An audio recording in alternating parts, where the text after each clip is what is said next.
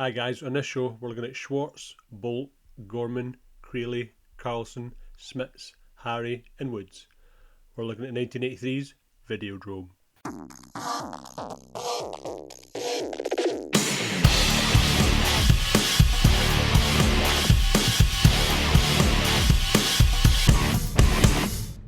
Hello everyone and welcome to another episode of your favourite film podcast, the one that tells you all the things about the things with the bloke, and he was in that, and you know him. It's 100 Things We Love in Film. I'm one of your hosts. My name's Planty, and I'm the new flesh. And I'm the other guy. I'm Tiny Turner, and I welcome you to the Videodrome. John, how are you?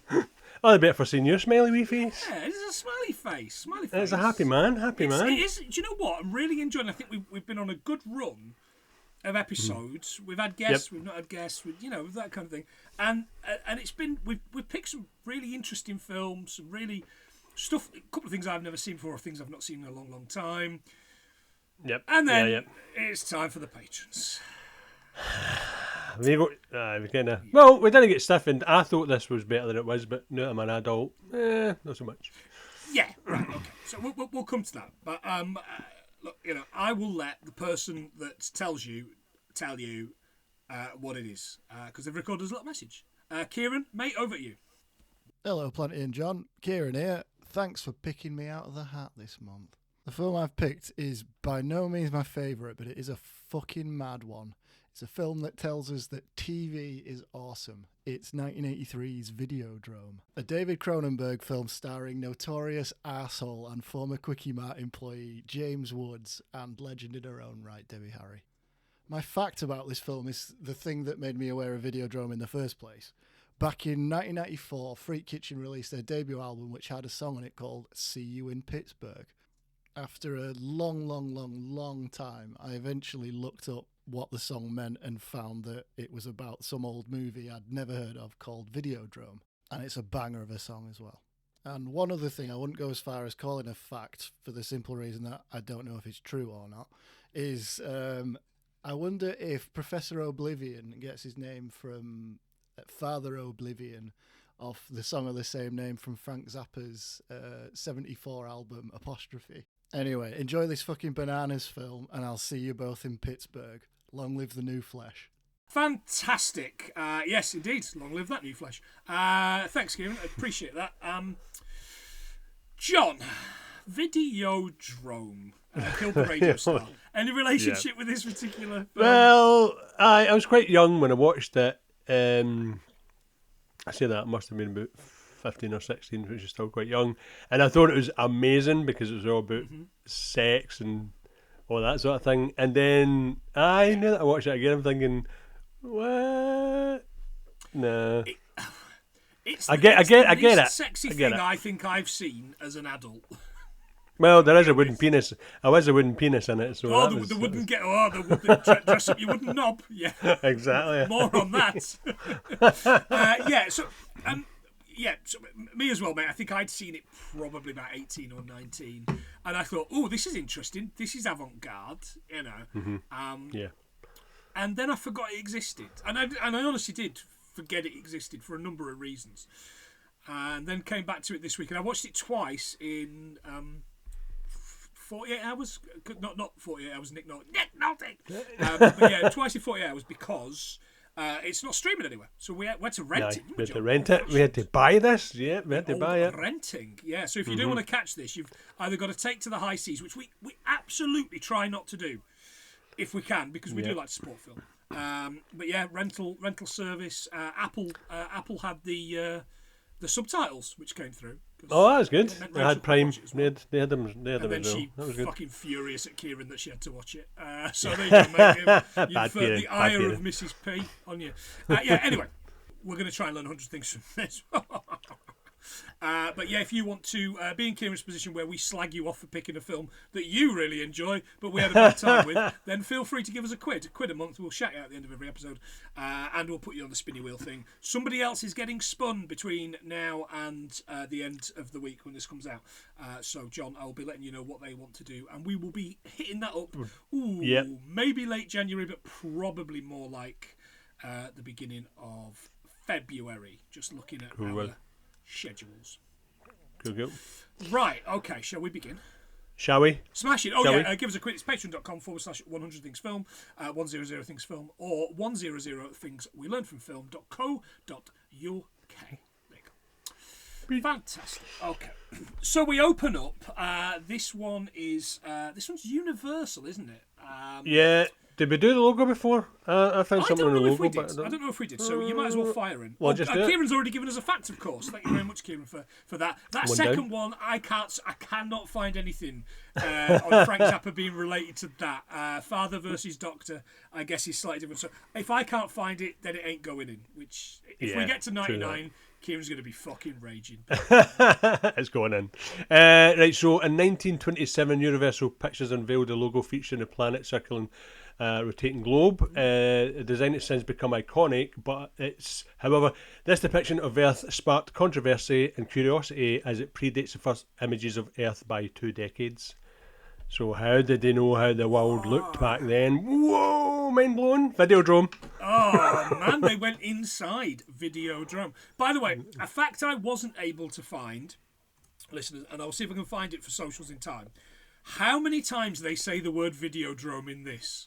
Oh, Fucking hell. it's talking about It was bloody like, it was like that fucking arsehole in the first Death Wish movie. Hey, Dad. Hey, Mom. What's wrong with Mom, Dad? It was like that, wasn't it? Videodrome, that Dad. guy, aye. It was fucking... It's like, stop saying Videodrome. Just stop Aye. it.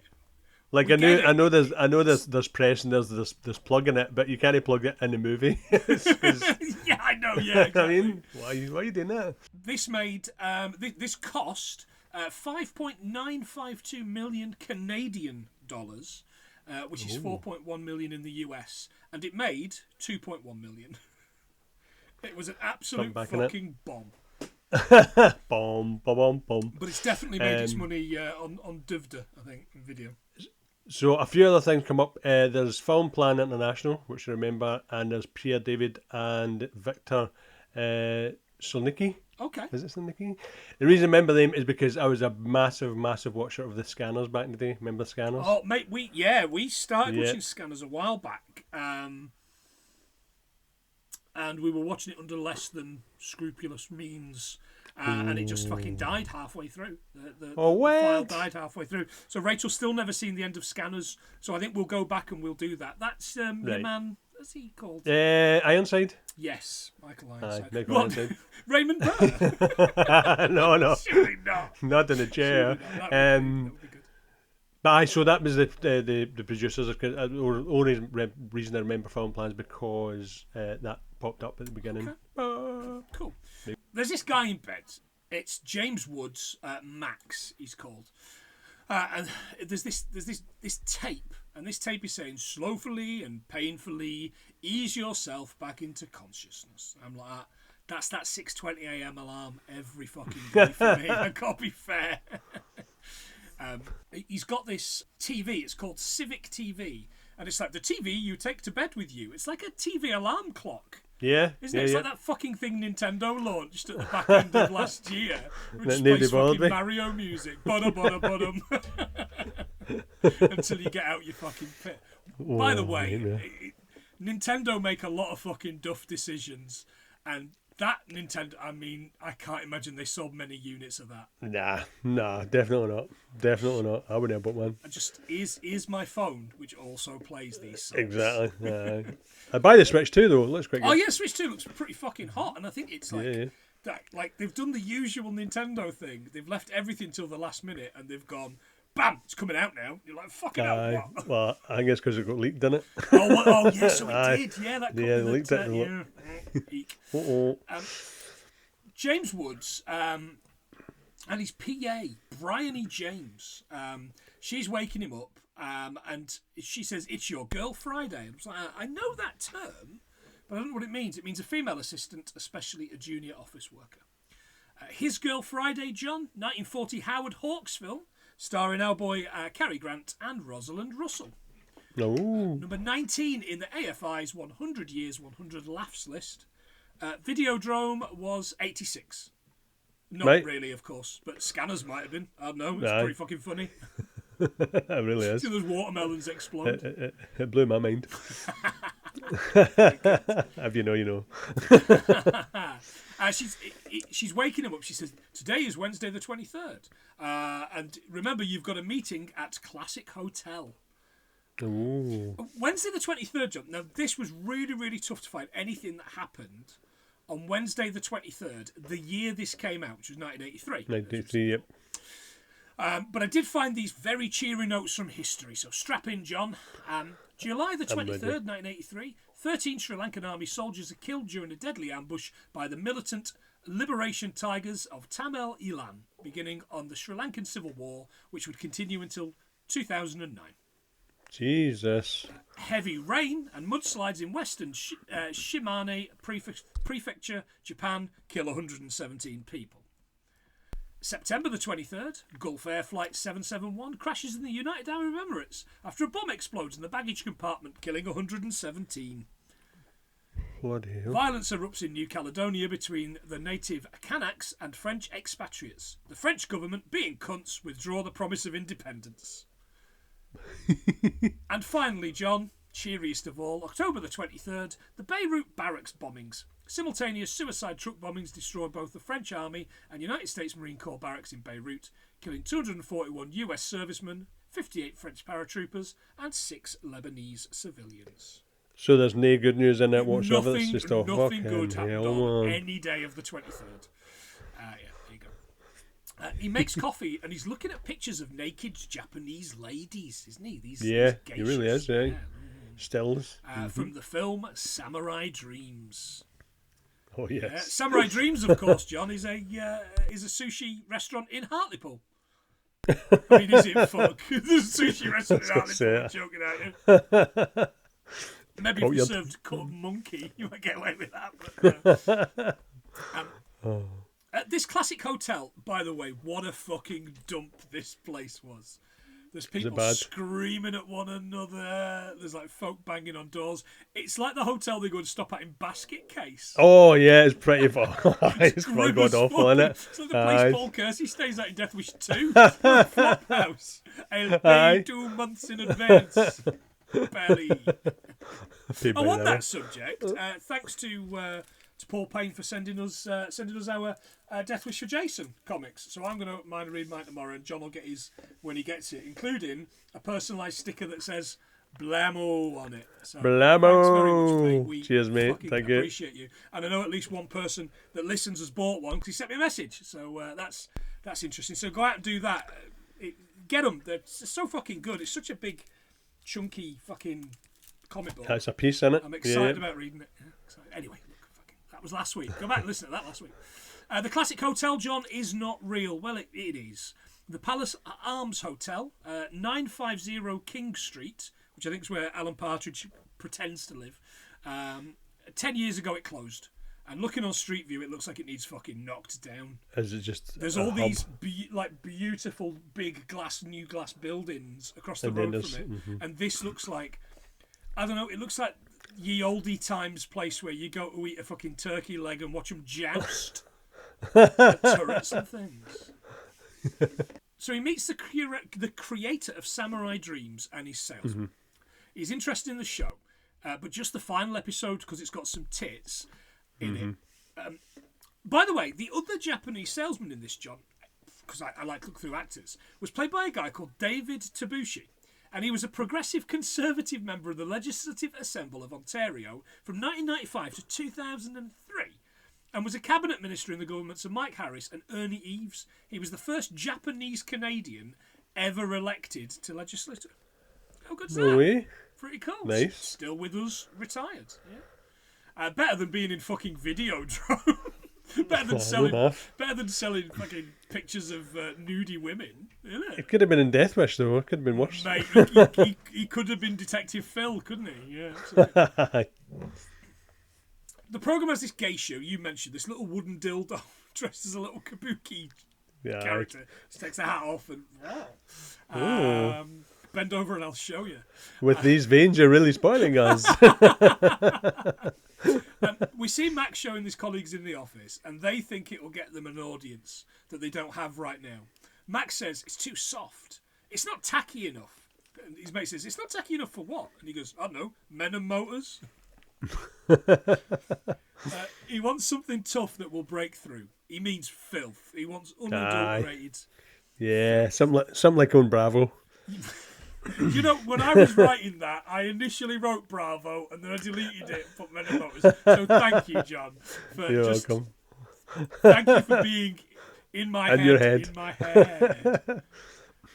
Yeah. Next up, we head to this old building with knackered windows and this massive satellite dish on it that's just going... Did you see that? By the way, do you know how much it is to get one of these bloody things? I looked it up. So to get a motorised satellite dish called the Oyster 5...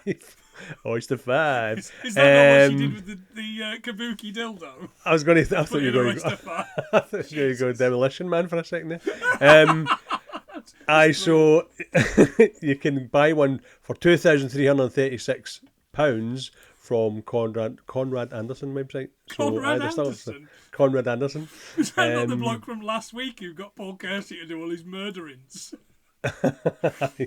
Mr. Vigilante. Conrad. Mr. Dick. Oh, Mr. Vigilante.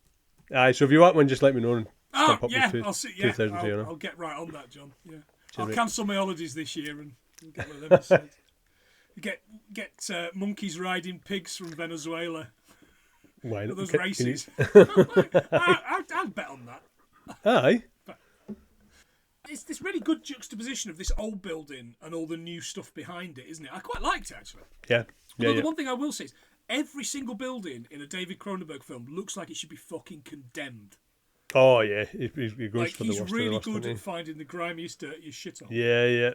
The Fly being the main, it's my favourite David Cronenberg. He lives in that lockup. Yeah, and that lockup. And even though outside it looks like shit, but inside thinking, man, that's a good space. Outside it looks like somewhere where the baddies from RoboCop would live. Pretty much, aye. Yeah.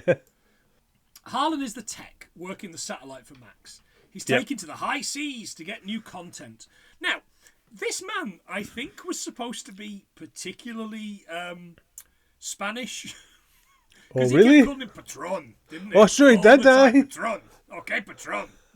Patron. All the time. And I'm like, mate, just fucking Danny Trejo waxwork over here. They get this signal. Oh, by the way, he says it's going to be coming from Malaysia or somewhere based on the time signature. And there was a warning of 60,000 millivolts on the machine he's tuning. And I thought, is millivolts a real thing? Like, because if it is, that's a fucking, that's a lot.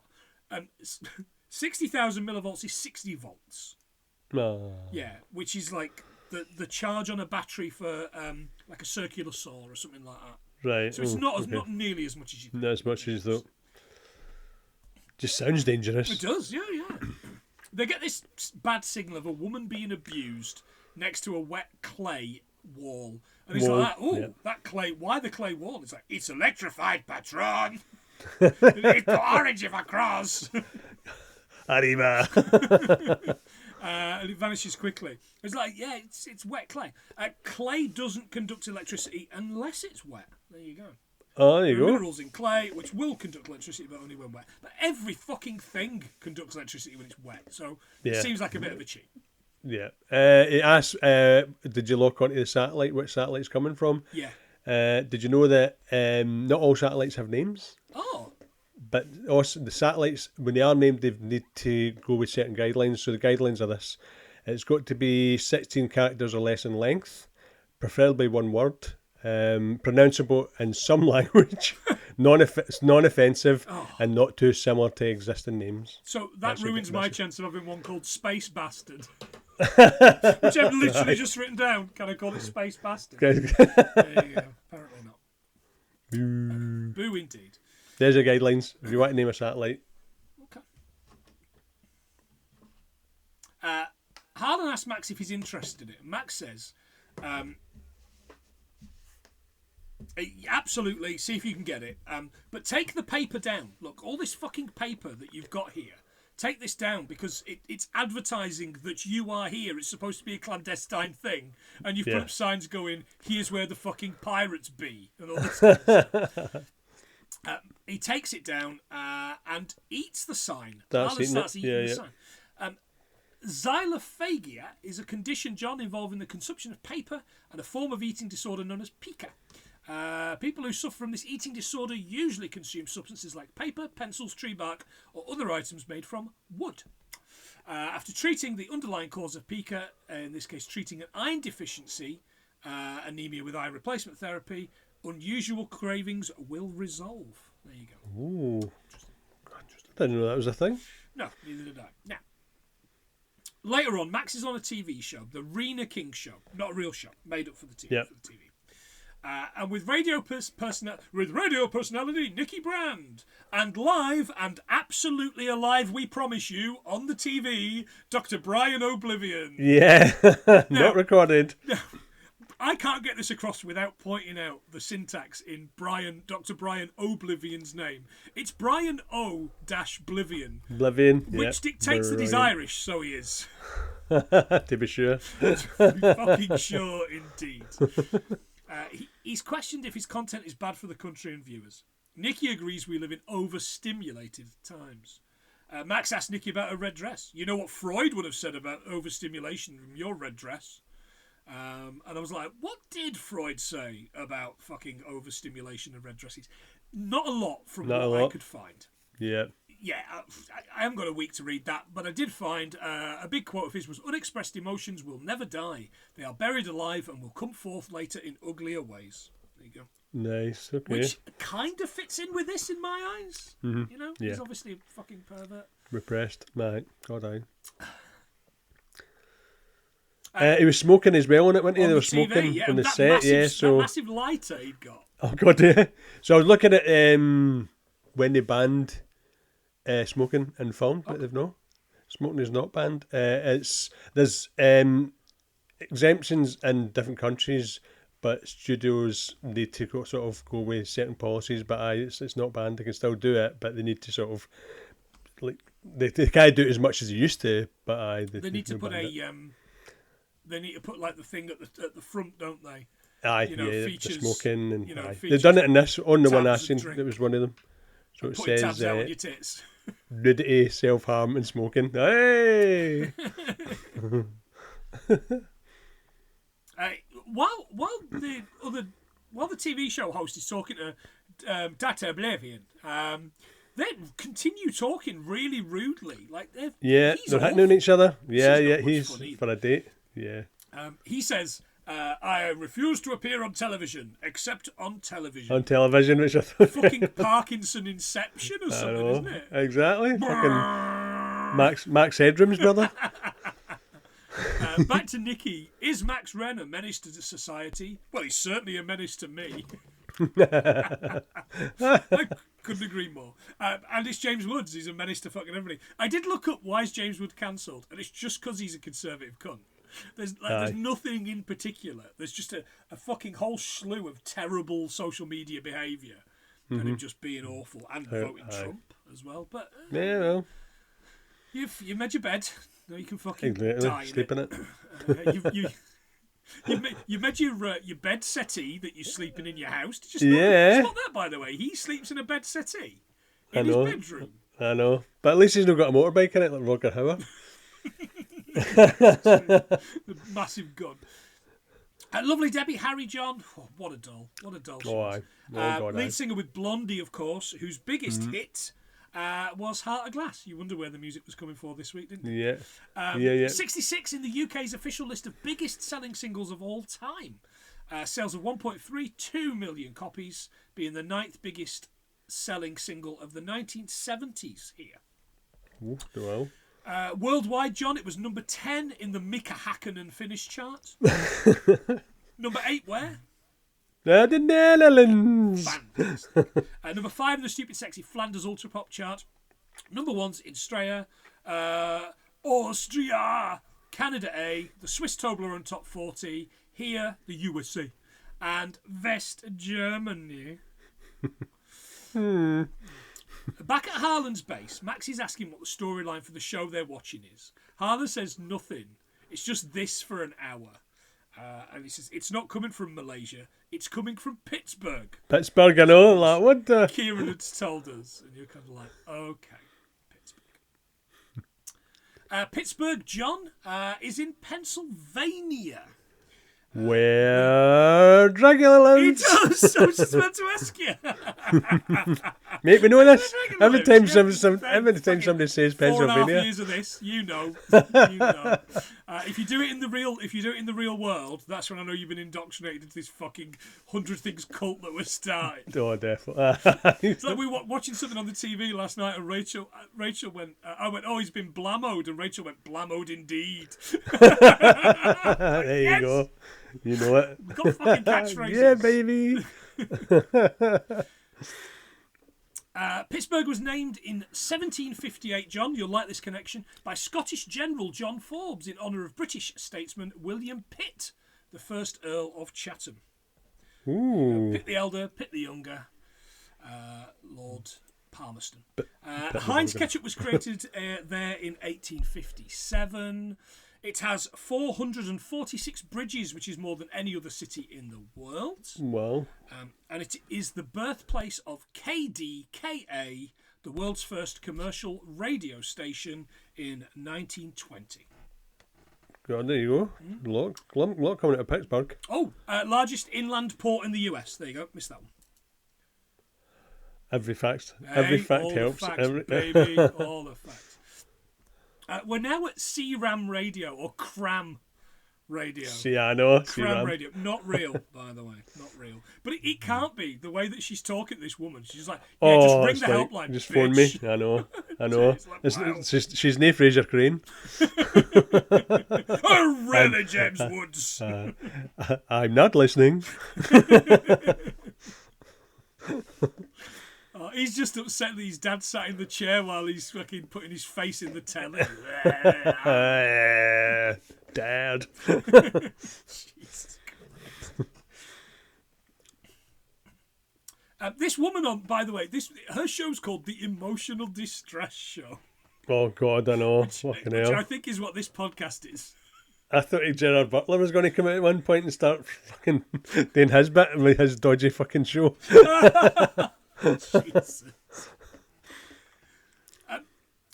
She's, I hate my sister, and she's like, just call the Cram Distress Centre. Like, fucking Cram Distress Centre again. Sounds like something out of RoboCop, doesn't it? Aye, yep.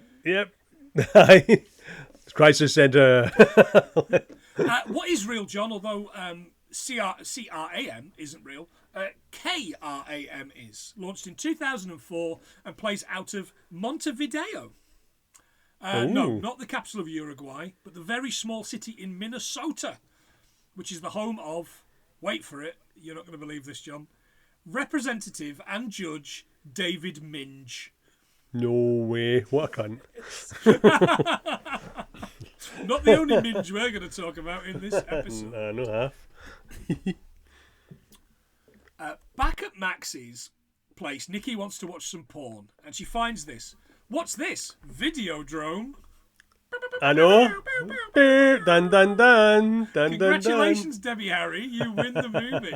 But then every other prick wins the movie. Yeah. I know they've mentioned it before, but I wanted Debbie Harry to get something because she's so underutilised in this. Oh God, I was Because again, it's a film where women are not in it. I know. She's the breast thing, isn't it? They talk about snuff movies, don't they? They do, yeah. Oh, yeah. I'm sure. So there's no evidence to support snuff movies are real. The idea of snuff films is an urban legend that became popular in the 1970s, just so you know. All right, okay. So 8mm is not a real thing? No. Never seen it? Nah. With Nicolas Cage? Aye. I think I've seen it. Yeah, I can't remember it, so it couldn't be that good. They put it on and she likes it. She says, take out your Swiss Army knife and cut me here. She's already got these cuts on her shoulder, and it looks like what happens when the cats fucking scratch you. So fucking weight down her shoulder. I was like, so you've got a pair of arseholes in your house too. Exactly. Fucking. Swiss Army knife. I'm pretty sure we've done something on the Swiss Army knife before. Aye, but no, we've done it. during the late 1880s, the Swiss Army decided to purchase new folding pocket knives for their Toblerone wielders, soldiers. This knife was suitable for use by the army in opening canned food, Toblerone boxes, I'm obsessed with Toblerones, cuckoo clocks, maintenance of Swiss cuckoo clocks. The rifles were called the Schmidt-Rubin, which required a screwdriver for assembly and disassembly. Disassemble. The term Swiss Army knife was coined by American soldiers after World War II because they had trouble pronouncing the German word Officer Messer, meaning officer's knife. It's not hard, is it, if I can fucking No, officer's messer. And I know that our one listener in Germany now is sat there going, Nein, schnell! Das ist not ein officer's messer or something. All my German I know from We've lost that one Das listener. Boot Aye. and episodes of The Simpsons. And that bit out of Phoenix Nights where he's got the Das Boot fruit machine. So I'm really sorry, our German listener. Sorry. Victorinox are the official makers of the Swiss Army knife, and the Swiss champ will set you back £99 on their website. Roger Federer, nice. Was he a Swiss champ? I don't know anything about tennis. Swiss. Was he Spanish? One of them was Swiss, wasn't he? One of them was Swiss, eh? Frank Tennis. Frank McTennis. Frank me balls. Do you want to hear about Sassy? Sassy? Who's Sassy? Sassy. So the concept of sassy, which is sex as self-injury, is a relatively new idea in research. It was discussed in Sweden in 2008. Sassy is a term used to describe a sexual risk-taking that involves self-harm, such as physical or psychological harm, or deliberate sexual violence. Oh. Sassy, big man. So that kind of takes us to Crash, doesn't it? Aye. You know the other Cronenberg movie? Yeah. I've seen that one. Bits, yeah. Well, people are dying. Howard Shaw, John, did the music for this. He's constantly collaborated with David Cronenberg, having scored all but one of his films since 1979.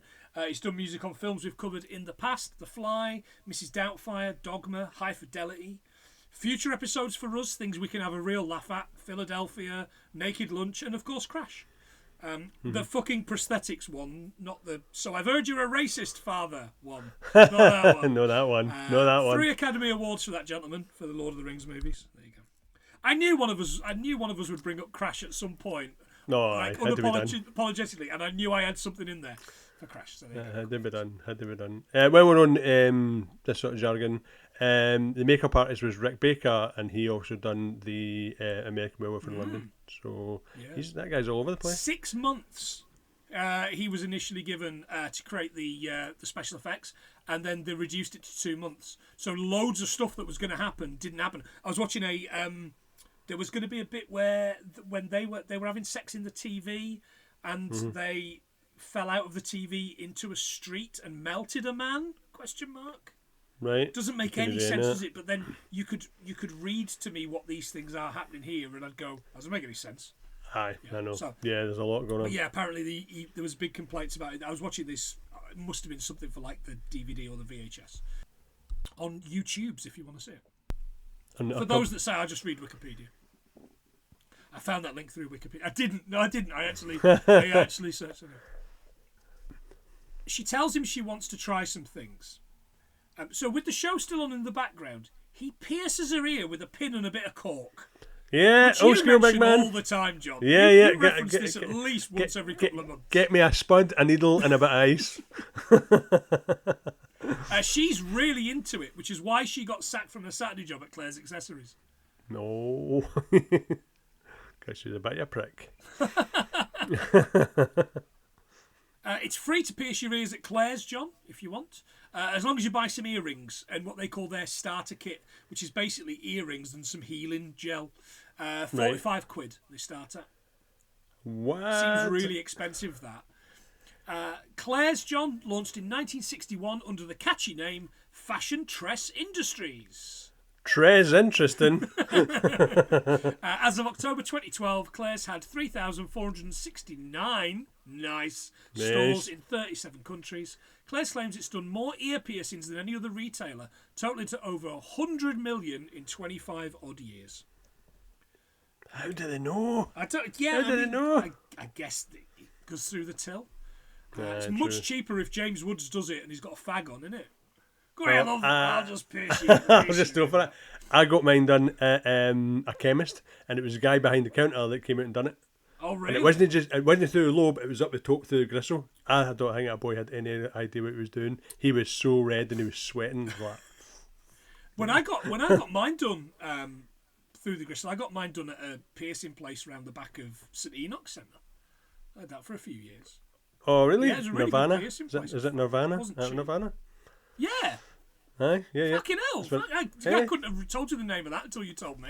Yeah, all over that. mate, I was round the corner fucking for hell, yeah. Johnny's tattooist, aye. Yeah, I haven't thought about that for fucking... Mate, honestly, that would have been like 12, 13 years ago I had that done. I haven't thought about it since then. Back when you were cool, man. Mate, Back when you were whoa, cool. mate, never cool. Never cool. I'm just gonna spoil the fucking illusion, listeners, which I know you've all got. Said nobody ever. They get it on and they're transported to the room from the Videodrome. They're shagging on a massive bit of corrugated roofing for some reason. Yeah. Aren't they? I didn't quite understand what was going on there. I didn't quite understand what was going on there. I have no idea what's going on in this whole movie.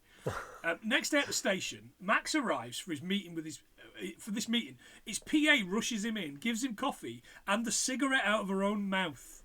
Yeah, that's service, isn't it? Service. He heads into a meeting with marginally European Masha? Question mark. Yeah. Who wants to sell a weird, that? show called Apollo and Dionysus. Do you know these cunts, John? Nah. Apollo and Dionysus, Oh, Greek the gods. mythology, are both sons of Zeus. Apollo is the god of the sun, art, music, poetry, plague and disease, of rational thinking and order. He appeals to logic, prudence and purity and stands for reason. Dionysus, on the other hand, John, is the god of wine, dance, pleasure, of irrationality, of chaos, representing passion, emotions and instincts. So basically, I'm fucking Apollo and you're Dionysus. I'll take that. Yeah. And wine, sir? Would you like some wine? Always. As he heads in, by the way, there's a poster. There's quite a few posters in this team. There's a lot of them. Mind warp. And a lot of them were for nothing. A lot of them were things that aren't anything or don't have any online presence. But Rachel did find Up From the Depths. She went, have you seen this? Up From the Depths. A 1979 film by Charles B. Griffith, who also did Death Race 2000. Oh, yeah. There you go. I didn't even notice that one. I noticed all the ones that weren't a thing because I googled every one and yeah. She kind of, while I was doing it, she was like, I'll just have a bit of a Google because I don't want to watch it again. He asks if she knows Videodrome. He says it's the future of TV. There's no plot. There's no story. So it's basically Geordie Shore, mate, isn't it? pretty much, aye. So with that in mind, John, I've prepared a fun little quiz for you. Hey, it's been a while. Like It's been a while.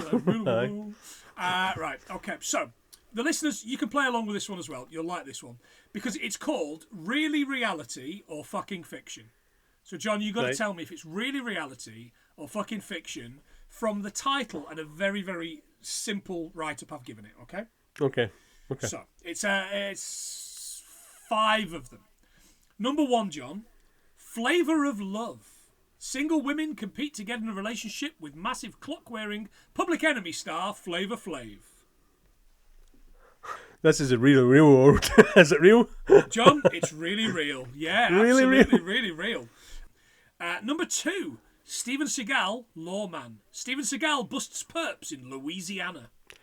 Really real? It's really real, yeah. Aye, He's fucking huge, and he makes me look like he's a big boy, isn't he? The Belson Clinic.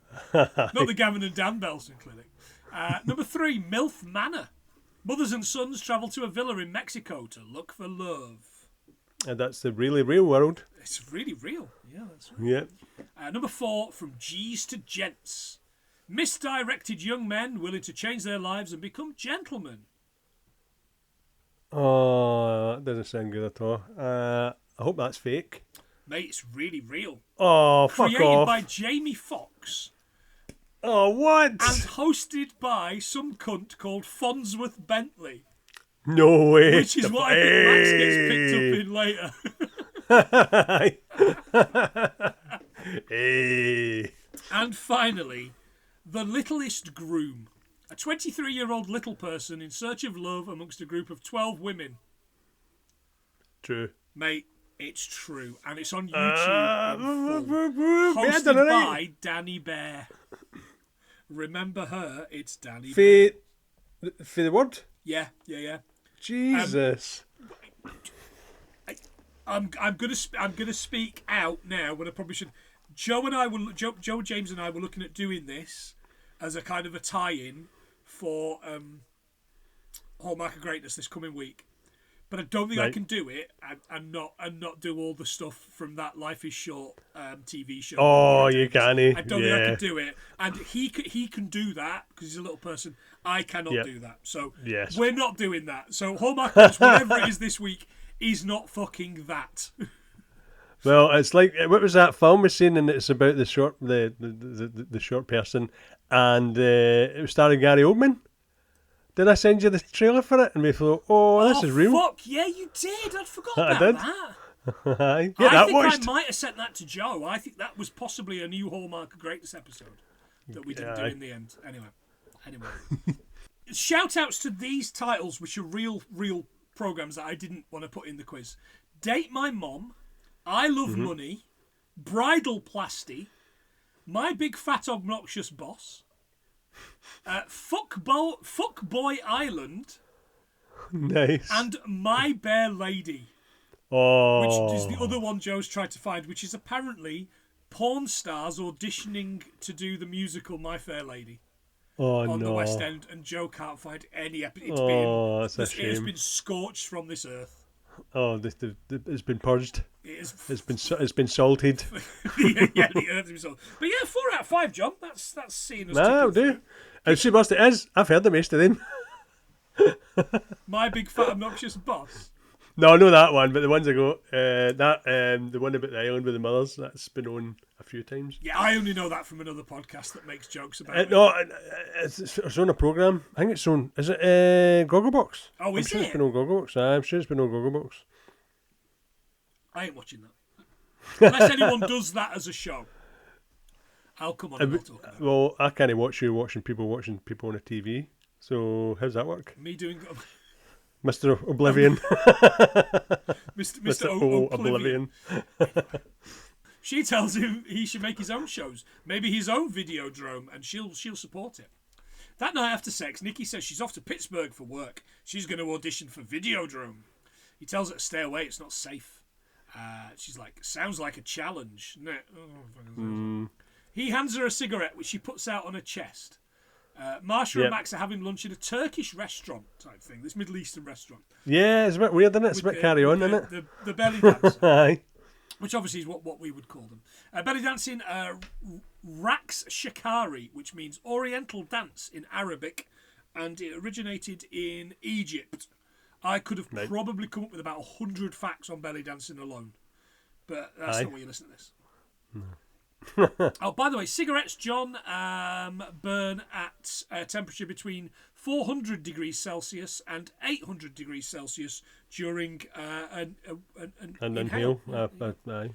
She sniffed a cigarette. Sorry, I remember that when she did it, she passed him a cigarette and he just sniffed it. Yeah, that's so weird. Yeah, it is weird. Marsha says Videodrome is something he must leave alone. It's not for public consumption. She says it's more political than the mob. It's real, there's no acting. It's snuff TV, which is what you mentioned. Yeah. He doesn't care, he wants the connection. She says, you need to be nice for this. He says, we can take a shower together. She goes, you're very sweet, but I have tastes a little younger. Just as this young lad serving her. And I'm like, oh. He offers to take Apollo and Dionysus as part of the deal. She tells him to try Professor Brian Oblivion. But Jesus! Here he is. Mr. O. He heads Chief to Oblivion's cathode ray. Cathode ray. That's right. I mean, it's so on the fucking nose. That really is, isn't it? Jesus. A mission, John, the Whitechapel mission, launched in 1876 in London, equips rough sleepers with the equipment to murder prostitutes in Victorian England. Governor. Probably well done there, guys. They're a day centre where all the funding comes to the public. They offer breakfast, showers, clothing, amongst other things. As he's walking through, he's watching. So there's these little cardboard cubicles, isn't there? Where there's a television. People are just sitting there, there, desperate to get a bit of TV. Aye. And as he's walking by, he looks in one of the things, and one of the guys is the spit of Sean Connery in Zardos. Oh God, aye, so he is. He spots Oblivion's daughter, Bianca Oblivion, and tells her he wants to meet her father about a new type of TV. Upstairs, she explains that the people that use the centre, they crave TV. They're desperate for it. She tells Max everything goes through her. She will share with her father, and he will choose to send a quote-unquote video postcard. A video message, yeah. She's never heard of Videodrome. Max tells her that he'll await contact from the professor, who's bound to have heard of it. Back at his apartment, Max unpacks a gun. John, finally a gun in a film. Do I know what it is? Go on.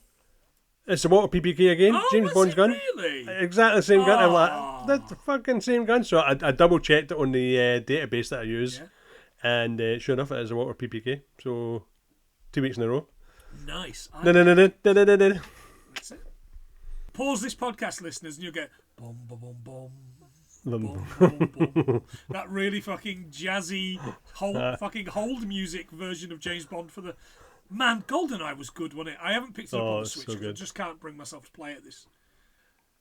And he sat in front of his fridge, and there's a poster on the fridge that says "Start the day on a grapefruit," and it's I expected it to be a man with his dick in a grapefruit or something. Why start the day on a grapefruit, John? The benefits are that it's high in fibre, vitamin C, vitamin A, and potassium. Potassium. It will also help with your digestion, which I've just had to mute for doing a burp. And can make you feel full, just like 16 pizzas can. Exactly. It can reduce inflammation and ease high blood pressure. But you make you fart big time? Mate, it's onions. It's onions make you fart. Funyuns. How can you not remember that? I know it's been 160. It's been a long time. You must remember onions make you fart. And that you don't like eggs for breakfast. Bryony arrives with some information, Brady, what she's called, for Max. 2 cassettes, and Cram told her that Nikki's on holiday, not on a work assignment.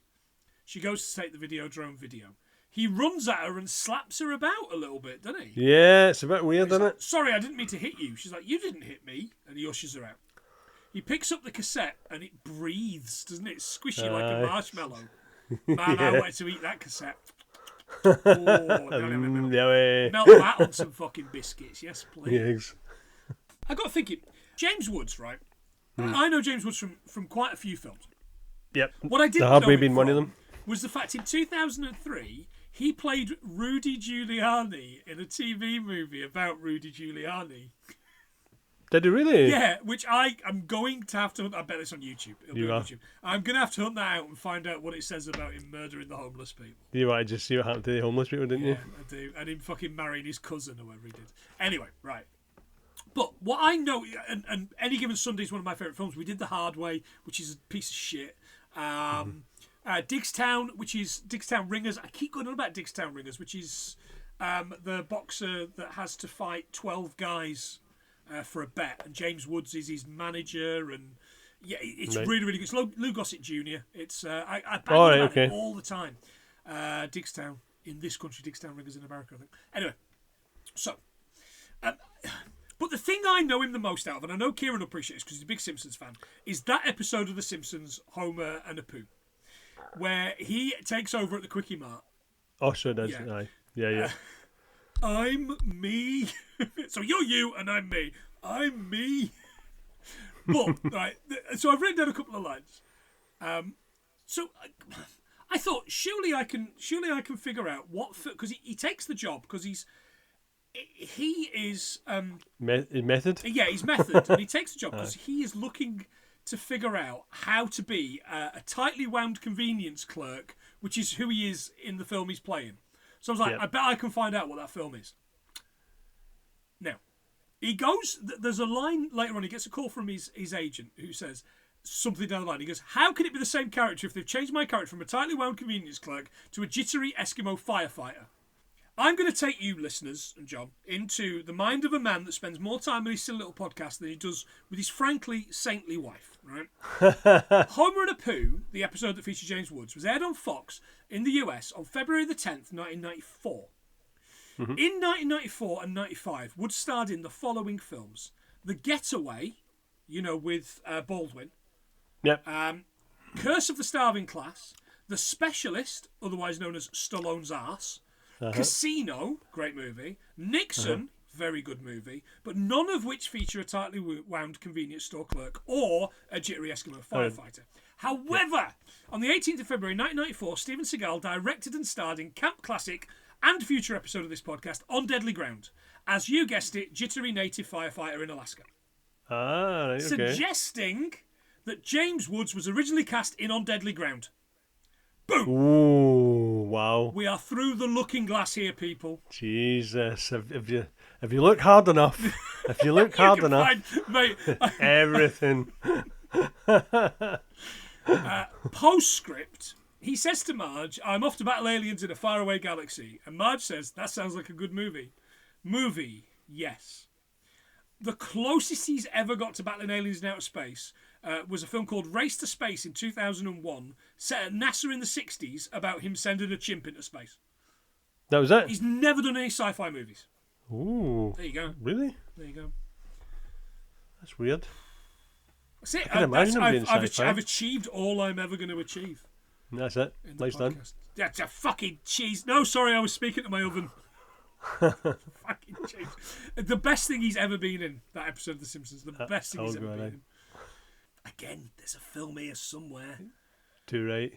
And some facts. I've got the make of the Betamax. That's it, John. Get us back in the thing. Oh, yeah, was it Betamax, not VHS? It's a Betamax because it had the B emblem on it. So it was called a Sanyo VCR 4300. Oh. Yeah, so I can get you one on eBay right now for $29. Oh, right, okay. So Betamax, because the only reason I looked is because at one point when we lift up the cassette, it had one big spool. I thought, I didn't spot that. Good spot. Yeah, well done. That's no. I tell you what I did see that was on the top. Two things here. The Telly Ranger. His telly was a Telly Ranger. Did you see that? Seen it. Yeah, I was going to miss it. Yeah, they make remote controls for industrial machinery like cranes, hoists, and cherry pickers. Their website doesn't do prices. And on the top was Atari 2600. Yeah. Did you have one? It. Yep, I did. Yeah. I loved it. Pong, all that. Launched was in Pitfall? Oh yeah, Pitfall was good. Yeah, it was hard. Launched in 1978 at a cost of $189 in the US, which is $960 today. Well, you can pick one up. I've seen an original retro one for $200, but you can also buy a new mini flash version with 110 games on it and boots for $80. All right, okay. 80 quid and boots are like what? And boots, I know, who knew? I saw an original one in CEX, 55 quid, no controllers or games, and it also stinks of sweat and cry wanking. And that was... I won't be buying that. The Atari 2600, that was everybody started with that, didn't they? Yes, yeah, absolutely. He plays the Oblivion tape, and the professor explains that TV is reality, and reality is less than television. All right, pal. He speaks directly to Max. "I'm glad you came to me. I had a brain tumour and visions. The tumour caused the visions and caused the visions to be real. When they removed the tumour, it was called Videodrome." Okay? I was its first victim. This hooded figure chokes him to death, and when it removes its hood, it's who? It's Debbie? Nicky! Oh, it's It's Nicky! Debbie. It's Debbie. It is. The camera zooms in on her. "Come to me." And the TV begins breathing and pulsing as the screen expands. These giant Nicky lips, which he puts his face into. Yeah, having a rare. Back at the mission, an old person's watching a casino show on a black and white telly with a chance to win $12,000. Wow. Max returns and speaks to Bianca, explaining that he's been having hallucinations since before the tape. She says that the signal from Videodrome is in the video which causes the brain tumour. It could be on anything. He storms in to see the professor, but it's just a library of videotapes. He died on an operating table 11 months ago, killed by his business partners when they wanted to take Videodrome to a wider audience. It's like Father or whatever he's called in Equilibrium that we did, when he storms in. Oh, Father's aye. not existed for fucking 100 years or something. He did. Max finds Harlan at the station. Have you been hallucinating recently? No, patron! Man, no, fucking, it gets should've- annoying, doesn't it? Should I have been? He says, yes, you should. Back in his apartment, Max is watching a video from the professor talking about his brain tumour being a new organ that he's growing. He's shirtless with a gun holster, which is certainly a fucking look. Yeah, but I don't understand. What the fuck? It's for us to see his fucking rash that he's scratching. His rash. It gave me the fucking ick just seeing him scratch a rash. Oh, aye. Hello. We a gun tip. Yeah. We a gun, I know. Oh, and he's scratching it with the gun. I know. Fucking hell. It's like Chief Wiggum scratching himself with his fucking gun. It becomes this pulsating stomach minge, doesn't it? Which he puts the gun in, and when he tries to remove his hand, it comes out without the gun. And when we see it again, the hole, has gone. Yeah. It's a bit weird, isn't it? Because it literally starts looking a bit all over for it under the couch, up at his TV where his Atari 2600 games are. You can't find that gun anywhere. No. And it's like, well, where do you think it is? Where did it go? Where did it go? Indeed. As Rachel said, I hope it doesn't fart. It might fucking I blow know. his colon out. I know. Hope he's got his safety on. The phone rings. There's a car waiting downstairs from Barry Convex. Sure. What a name, I know. Well, while we're making up stupid names, let's just do that. Exactly. It sounds as if it should be selling radiators, innit? Like, what the fuck? Convex is an outline or surface curved like the exterior of a circle or sphere. There you go. There you go. In this stretch car, a video plays from this spectacular optical company, which is just a fucking glasses company or something. I know. Convex explains they make inexpensive glasses for the third world and missiles for NATO. I know. I just went from one thing to another, didn't I? I mean, that's nothing nice. in between. They only make those two things. Nah. We're helping. We're killing. Differing sides of the fucking spectrum. They also make Videodrome, which is in the middle of that spectrum. Max shouldn't have been able to tap into the signals, but he has. The car pulls up at Spectacular Optical, and from a case, Max puts on these Michael Caine NHS specs. Oh, aye. And then he changes his mind and puts on Deirdre Barlow glasses. It does, aye. Right They're straight to Barlow, fucking didn't he? Huge. Aye, yep. Free the Canadian one. Jesus. What a reference for the American listeners. Convex introduces himself and then shows him this massive VR headset. He wants to record the hallucinations from the headset so that they can go away and they can test them. Yeah. The only thing he's going to record with this is a fucking broken neck because I it's know, so huh? heavy. As Jesus, he's picking it up, that's, he's aye. like, It looks heavy than the first bloody PlayStation VR. It looks fucking well heavy. I had one of those. It didn't half hurt your Did neck. you? Aye. 10 minutes of doom at a time. From the inside of the helmet, Max is looking at a pixelated version of the room.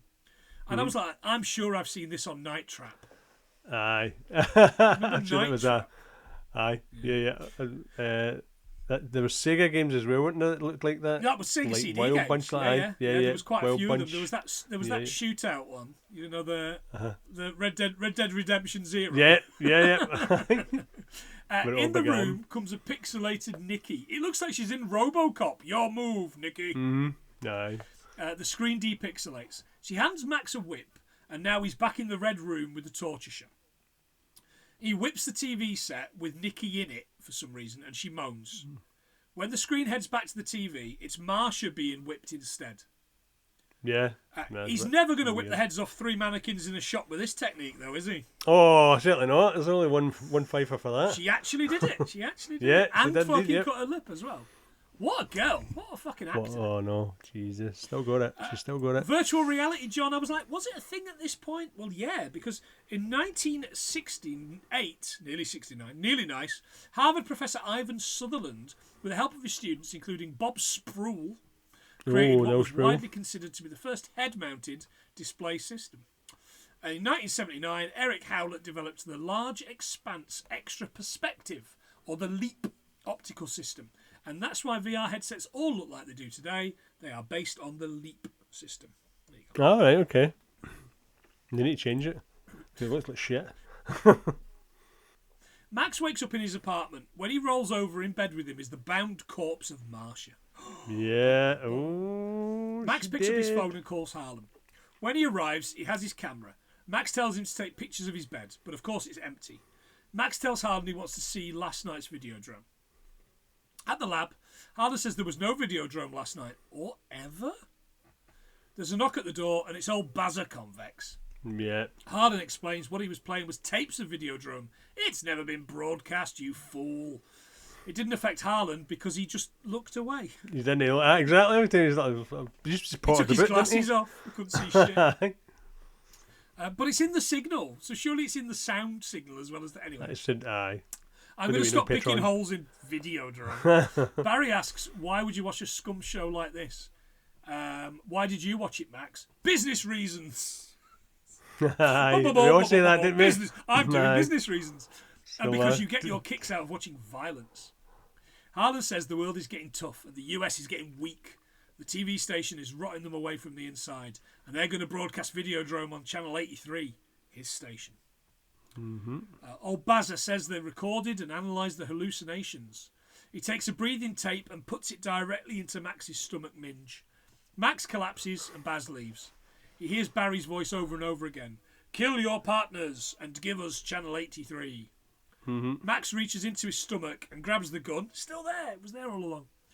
All these hard metal cables eke out of the gun and into his now Wallace and his Gromit rubber hand, plasticine aye. hand. That was pretty bad, wasn't it? And the gun is part of him now. Ooh. You want Cenobites, John? Because that's how you get Cenobites. That's how that starts. That's how it starts. Again, we hear Barry's voice. Kill your partners and give us Channel 83. At the station, Max blows away his colleagues and makes a run for a back room, supported by Bridie. There's a Canada Dry machine, by the way. I've seen it. Yeah, I've seen Fuck, it. we used the Canada Dry facts last week. We've drunk that dry. It's done. Max heads out to the fire escape and hides his gun in his pocket. And there's a couple of instances where the gun is there, the gun isn't there. I But know, again, it's a bit at the weird, end, isn't you're it? kind of like, oh, well, maybe that explains that. So he's heading to kill Bianca Oblivion.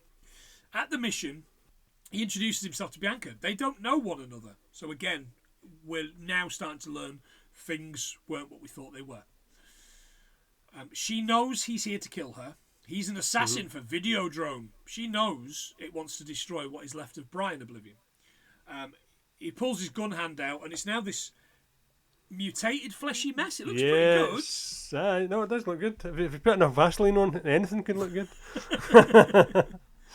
He chases her until he sees on TV Nikki being murdered. Bianca says they murdered Nikki on Videodrome and that's her death, but that she was talking to him, but only through the Yeah, they were using Videodrome her image. Yeah.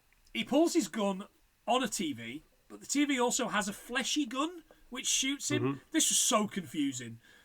Bianca explains it's difficult to remove the cassette, but now he is the video world made flesh. You know what you have to do.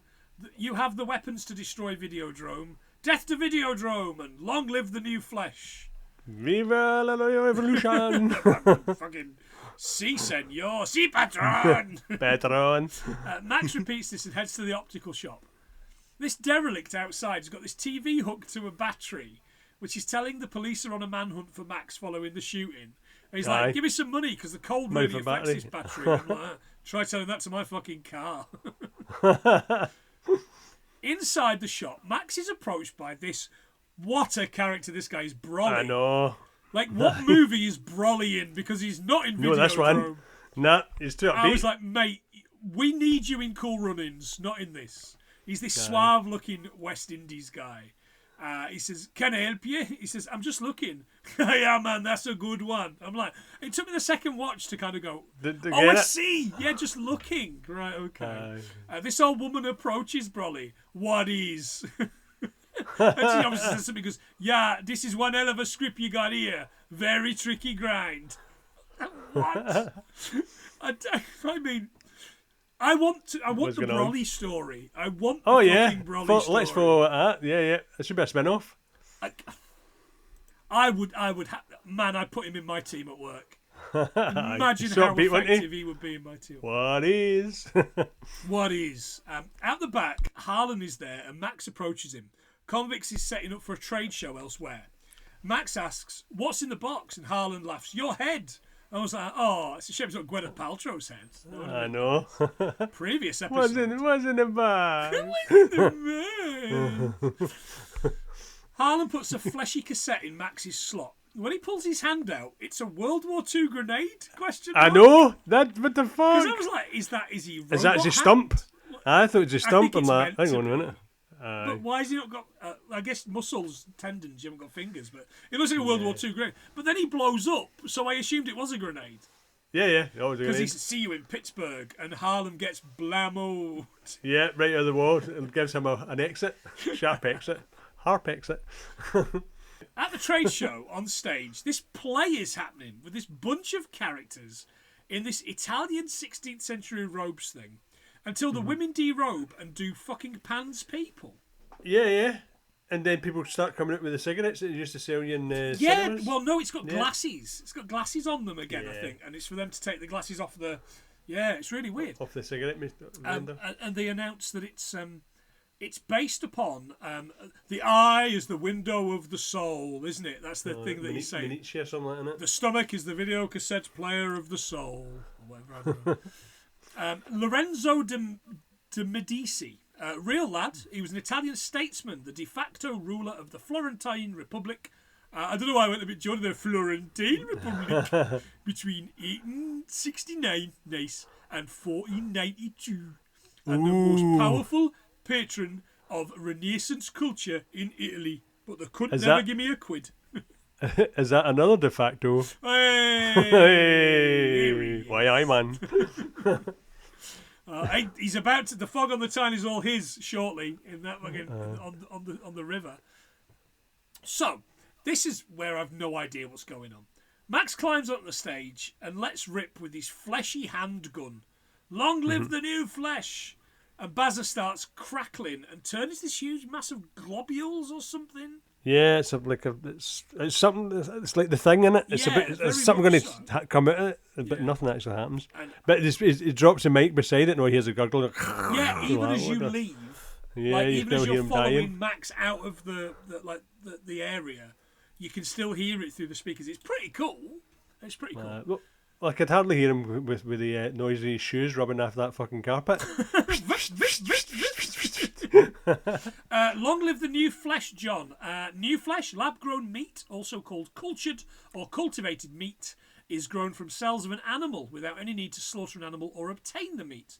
The animal cells are cultivated in stainless steel drums called bioreactors, which are engineered to encourage replication of cells or growth of biological mass. There you go. That's the new flesh, and that's the burgers that we're serving at the podcast. Nice. Obviously. He makes a dash for it, doesn't he? And he ends up in this unused harbour on this tugboat. He jumps on this tugboat. Living on a tugboat like Rory B. Bellows. Tugs John, the TV show. It was a kids' TV show about anthropomorphic tugboats and their adventures tugging off ships, or whatever the fuck tugs do. Nice. 13 episodes on CITV in 1989. I was a bit too old for it, as you would have been. No, I remember our kid watching that a lot.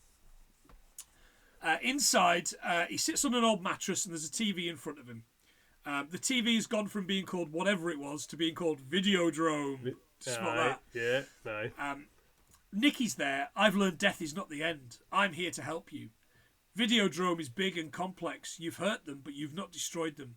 You need to go the whole way. Total transformation. To become the new flesh, you have to kill the old flesh. So the next step of the new flesh is for him to become Monstro LSU from The Substance. Fucking yes, please. Better body horror film, by the way. But again, this fucking crawled so that movie could run. On the TV, Max puts the gun to his temple and pulls the trigger. The TV explodes with all these fucking tentacles and Tentacles guts, come out. Yep, doesn't it? Yep. Tentacle porn. Like, ooh. He's never getting his deposit back from radio rentals now, is No, he has DER are going to be awfully upset. But he can get all the 50p's out the side of it. yeah. Real Max does the same. Long live the new flesh. And that's the movie. Done. And in the words of Homer Simpson, brilliant. Just brilliant. I have no idea what's going on. Yeah, it's... Have you got facts? Have you still got stuff? Yeah, just to let you know that it was set in Toronto, Yeah. Ontario, and there's no proof that TVs can watching too much TV can cause hallucinations. There you go. So as Kieran said, the message of the film is that TV's awesome. Yeah. That's what I've got. That's me. John, I'm done. What? Indeed. So while I top them up, you want to guess how we've done? Yeah, I'm going to take a stab in the dark and say 73, Higher. 83, Higher. 93, Higher. 103. 101. What the fuck? Inexplicably. What? 79 for Death Wish 4 with 3 of us, and 101 of a film that's got no fucking fact about it. We discussed it before the show, and we thought this is. I gotta be honest with This is you, gonna be a fun listeners. show. Kieran messaged me and went, "Yeah, there's probably not a lot from this. What's the lowest you've got on an episode?" And we were talking about it on Death Wish, and it's either the first episode or it's Airplane, because you were hungover and you were hungover. Oh, and it was felt bad. Like shit 'cause I was full of cold. Jesus. But yeah, 101. So congratulations, Kieran. Well done, Kieran. 101. Fucking hell. I never saw that coming. No, Like Videodrome, and never in saw fact, that if coming. Kieran hadn't given us a fact, we'd have got 100. So up yours. You ruined it, Kieran. Yeah, you've spoiled it for the last time. Not the last time. You spoil it as many times as you want, mate, as long as you keep paying. Yeah.